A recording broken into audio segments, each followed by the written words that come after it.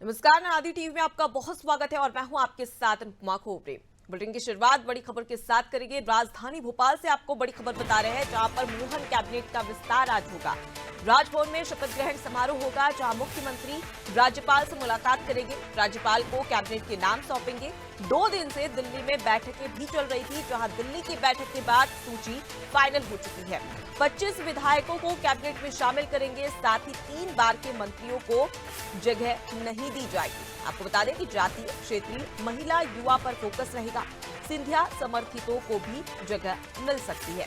तो देखिए, अगर पिछली बार की बात कर ली जाए तो 33 में से 31 मंत्रियों को मौका दिया गया था। 2023 के विधानसभा चुनाव में उन्हें फिर से टिकट दिया गया था और इनमें से 12 हारे थे और 19 मंत्री जीते थे। अब सवाल ये, क्या इनको वापस से मंत्री बनाया जाएगा? जो नए चेहरे, उस पर भी बीजेपी दाव लगा सकती है क्या? क्योंकि छत्तीसगढ़ में ठीक वैसा ही देखने को मिला, जहां पर पुराने और नए नेताओं का सामंजस्य हमें छत्तीसगढ़ में कैबिनेट में देखने को मिला है। अब सवाल यही कि क्या मध्य प्रदेश में भी यही रणनीति बीजेपी अपनाने वाली है? इसकी जानकारी देगी हमारे साथ में संवाददाता शबाना बानो जुड़ गई है। सीधे उनसे उनका रुख कर लेते हैं। शबाना, लंबा इंतजार अब खत्म होने वाला है, क्योंकि 13 दिसंबर को बात कर ली जाए तो मुख्यमंत्री डॉक्टर मोहन यादव ने शपथ ली थी, उनके साथ 2 डिप्टी सीएम ने शपथ ली थी। उसके 10 से 11 दिन के बाद में अब कैबिनेट विस्तार होने जा रहा है। किन किन के नामों का जिक्र हो रहा है कि इनके नाम मंत्रिमंडल में शामिल हो सकते हैं? जी देखिए, बिल्कुल मैं आपको बताना चाहूंगी कि मध्य प्रदेश में जो है वो मोहन कैबिनेट का विस्तार को लेकर जो सस्पेंस था वो खत्म हो जाएगा। राजभवन में 3:30 बजे जो है वो शपथ ग्रहण समारोह है। बताया जा रहा है कि 10:30 बजे सीएम राज्यपाल से मिलकर कैबिनेट के नाम सौंपेंगे। चूंकि राजभवन में एक प्रोसेस होता है, वो प्रोसेस काफी लंबा होता है, जिसकी वजह से जो है सीएम कल रात को ही मिलने वाले थे, लेकिन किसी किसी कारणवश वो रात को नहीं मिल पाए और आज सुबह 10:30 बजे मिलेंगे, जिसके बाद राजभवन में जो है वो सारा प्रोसेस होगा। लगभग 3:30 बजे जो है राजभवन में शपथ ग्रहण समारोह होगा। देखिए, आप काफी लंबा वक्त भारतीय जनता पार्टी ने यहाँ पे लिया, चाहे आप सीएम फेस को लेकर देख लीजिए, चाहे आप मंत्रिमंडल विस्तार को देख लीजिए। लगभग 1 हफ्ते में 3 बार जो है सीएम ने दिल्ली का दौरा किया, केंद्रीय नेतृत्व से बातचीत की और 2 दिन तक, पिछले 2 दिनों तक मंथन चलता रहा, तब जाके सूची फाइनल हो पाई। सबसे बड़ी बात इसमें ये देखने को मिलेगी कि वरिष्ठ और जो पहली बार के विधायक है उनको बताया जा रहा है कि मौका मिल सकता है।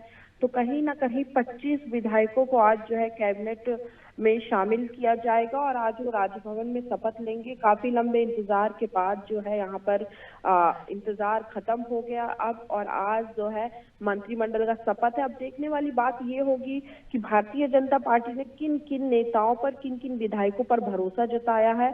और उससे भी बड़ी बात ये है कि कहीं ना कहीं कहा जा रहा था कि भारतीय जनता पार्टी ने जिस तरीके से सीएम का फेस बदल दिया, उसी तरीके से मंत्रिमंडल को लेकर भी चौंकाने वाले फैसले यहाँ पर होंगे।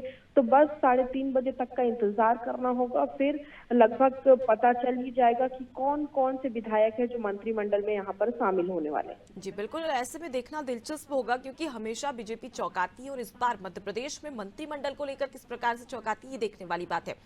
शबाना, जिस प्रकार से हमने देखा कि 2023 के विधानसभा चुनाव में टिकट को लेकर सिंधिया समर्थकों का दबदबा हमें देखने को मिला, क्या मंत्रिमंडल में भी इसी प्रकार का असर देखने को मिल सकता है?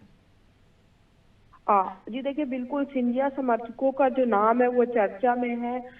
ये भी बताया जा रहा है कि जो सिंधिया समर्थक है उनको ज्यादा से ज्यादा जो है मंत्रिमंडल में जगह देने की कोशिश की जाएगी, क्योंकि देखिए 2018 में जो कांग्रेस जीती थी, उसके बाद फिर सिंधिया 15 महीने बाद भारतीय जनता पार्टी में आ गए थे।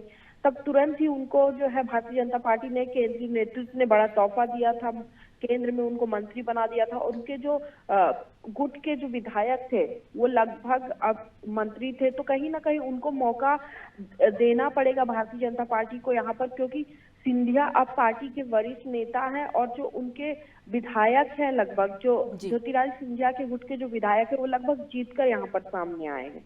तो कहीं ना कहीं उन्होंने पार्टी के लिए जो काम किया है और जो सारी चीजें, उसको देखते हुए यहाँ पर जो है भारतीय जनता पार्टी और केंद्रीय नेतृत्व उनको मौका देगा। जी बिल्कुल, अब ऐसे में देखने वाली बात होगी कि कौन कौन से नाम यहाँ पर शामिल किए जाते हैं। मेरा एक और प्रश्न है शबाना आपसे, क्योंकि कई ऐसे दिग्गज नेता हैं जिनकी भूमिका अब तक स्पष्ट नहीं हो पाई है।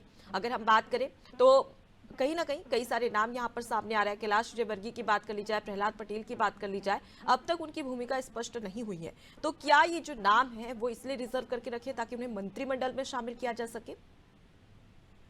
जी देखिए, अगर नाम को लेकर बात करूं तो कई नाम ऐसे सामने आ रहे हैं जिस पर जो है पार्टी है भरोसा जता सकती यहाँ पर। लेकिन सबसे बड़ी बात है, कहा जा रहा था कि केंद्रीय जो पूर्व केंद्रीय मंत्री थे प्रहलाद सिंह पटेल और कैलाश विजयवर्गीय के नाम को लेकर जो है सस्पेंस बरकरार था, लेकिन अब ये सस्पेंस खत्म हो जाएगा। मंत्रिमंडल में जो संभावित नाम है, अगर मैं उनकी बात करूं तो कहीं ना कहीं कैलाश विजयवर्गीय, प्रहलाद सिंह पटेल, राकेश सिंह, गोपाल भार्गव, तुलसी सिलावट, देखिए ये भी सिंधिया गुट के हैं, प्रद्युमन सिंह तोमर ये भी सिंधिया गुट के हैं, गायत्री पवार ये महिला है, संजय पाठक, हेमंत खंडेवाल, इंदर सिंह परमार, विष्णु खत्री, कृष्णा गौर भी बड़ी नेता है पार्टी की, लगातार वो जो है जीतती हुई आई हैं। पहले उसी सीट से उनके जो ससुर थे वो जीत रहे थे, लेकिन अब वो नहीं रहे तो उनको पार्टी ने मौका दिया, वो लगातार तीसरी बार जीत कर चुकी गई। तो इन नामों पर जो है चर्चा है, वो पिछली बार भी मंत्री नहीं बनाई गई थी, हालांकि महिला है तो उसका फायदा उनको यहाँ पर मिल सकता है।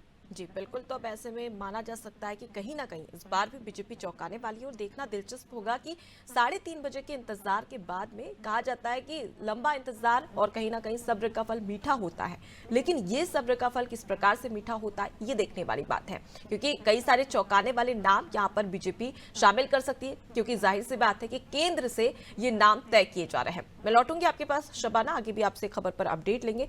तो देखिए, तमाम नाम, चाहे प्रहलाद पटेल की बात करें, राकेश सिंह, रीति पाठक और राव उदय प्रताप सिंह, कैलाश विजयवर्गीय, तमाम ऐसे लोग हैं, ऐसे नेता हैं जिनके नाम यहाँ पर सामने आ रहे हैं। देखना दिलचस्प होगा कि क्या इन्हें मौका दिया जाता है, और कहीं ना कहीं हर किसी की ख्वाहिश होती है कि वो मंत्री बने।